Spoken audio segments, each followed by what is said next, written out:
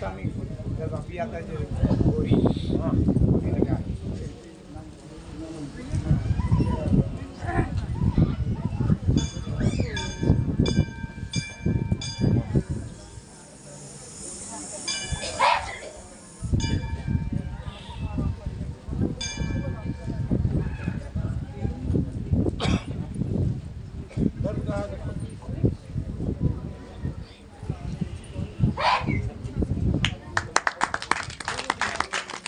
Doctor को नहीं दिखाता क्यों? पता है क्या पता है तेरे को? घर में कोई और भी बीमार रहता है। देख कहाँ दर्द है।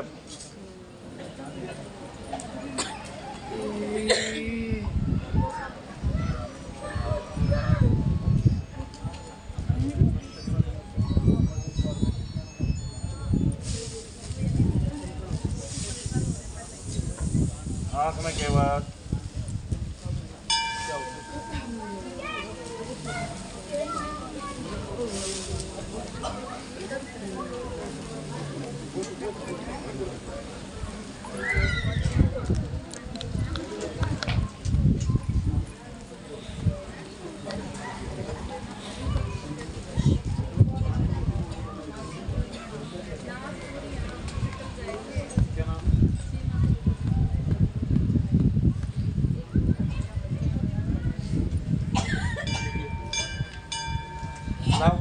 ऊपर आ पूरा उनके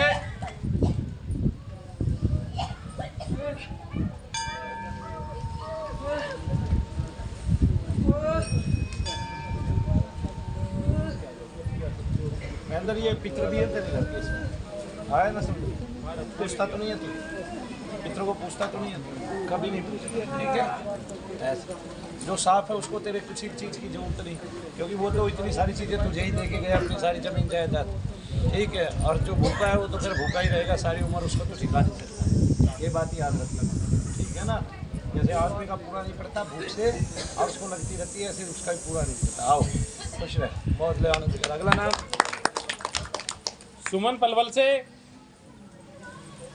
तान्या मेहरा काशीपुर से अरे यार तो शनिधाम में भी खेली जाती है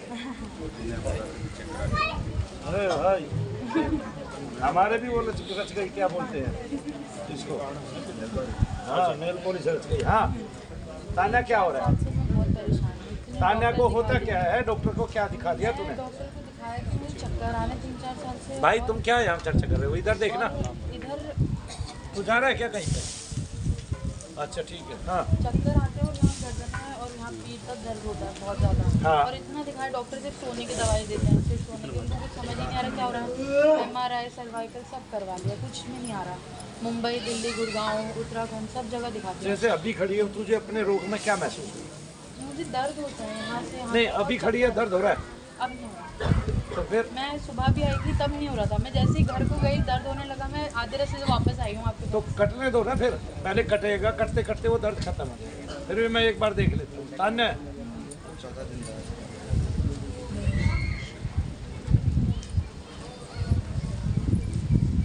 तान्या पूरा नाम क्या है मेहरा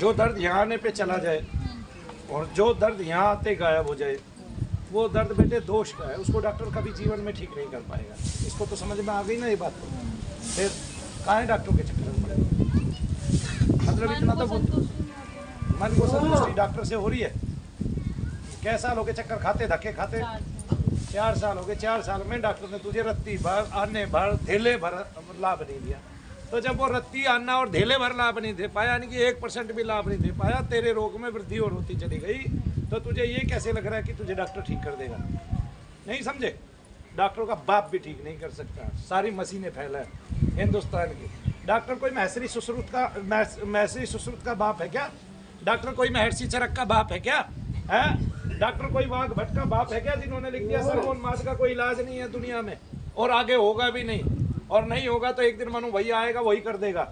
ठीक है, यही बात लिखनी भूल गया था वो, ये ऋषि यही बात लिखनी भूल गए थे। क्यों? क्योंकि आयुर्वेद ने इसको अपनी शाखा में शामिल ही नहीं किया, उनसे एक भी आदमी का इलाज ही नहीं हुआ है जी। क्यों? क्योंकि कोट पहनने वाले डॉक्टर तो बन सकते हैं, ठीक है, लेकिन उन्माद रोग को ठीक करने वाला तो कुर्ता पजामा ही पहनेगा और भगवान का नाम ही लेगा। क्यों? क्योंकि वहां भी उस उन्माद को ठीक करने के लिए मंगल उद्भाषणा यानी कि भगवान के नाम की क्या चाहिए? जाप चाहिए, नाम चाहिए, स्तुति चाहिए, और नाम जप करने से ये ठीक होता है। आया समझ में? तो फिर और किस चीज से ठीक होता है? और ये करने के लिए टाइम लगेगा। जो आयुर्वेद में ग्रंथ लिखेगा वो नाम जप कब करेगा? ठीक है, उसकी तो खोज ही आयुर्वेद की जड़ों पे थी सारी की सारी। तो उन्होंने इसको अक्स टू अक्स उतार तो दिया, उन्होंने बता तो दिया, ठीक है। उन्होंने क्या बता दिया कि तू एक शीशा है, आईना है, और तेरे अंदर किसी चीज का अक्स आ गया, छाया आ गई, और वो तुझे दर्द करी है, भार करी है, कष्ट करी है। इसलिए शनि धाम में आते ही ठीक हो जाती है, शनि धाम से जाते ही बीमार हो जाती है। और ये डॉक्टर की बीमारी नहीं है, ये उन्माद रोग है। और ये महर्षि सुश्रुत ने लिखा हुआ है, ये महर्षि चरक ने लिखा हुआ है, ये महर्षि वाघ भट्ट ने लिखा हुआ है। और इसको सिद्ध करने के लिए मनु भैया बैठे हैं ना, तुम काहे घबराते हो? निकाल के भी दिखाऊंगा, ठीक करके भी दिखाऊंगा। दर्द बताओ कहाँ है? मैं कान में फूंक मारूंगा, जहाँ फूंक लगती है वहाँ बताना मुझे, ठीक है? इधर वाले में, उधर तो तेरे दर्द ही होते हैं, तो ये देखना जहाँ जहाँ तुझे दर्द होते हैं, कष्ट होते हैं, वहाँ फूंक लगती है क्या? आंखें बंद करो, महसूस करो झंझनाहट कहाँ हुई है, चींटी जैसे कहाँ चल रहे हैं। गर्दन कहाँ चल रही है? गर्दन के यहाँ कर रहे हैं, गर्दन के वहाँ कुछ होता है, यहाँ दर्द होता है ना, तो वहीं तो चल रही है। इसका मतलब वहाँ उसकी जगह चश्मा नाक से ऊपर किया जाए, अब पीछे हटा जाए, अब सीधे खड़ा हुआ जाए, ठीक है? ऐसे। और देखो कहाँ चल रही है, महसूस करो शरीर को आज अंतर मन से। आंखें बंद कर लो, बिल्कुल क्लोज में चले जाओ, वो इसी से।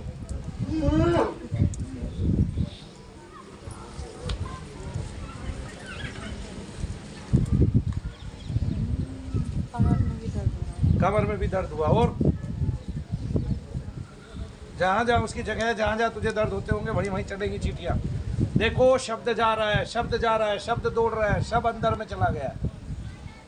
हाँ, शब्द पता बताएगा कि तुम्हें बीमारी क्या है।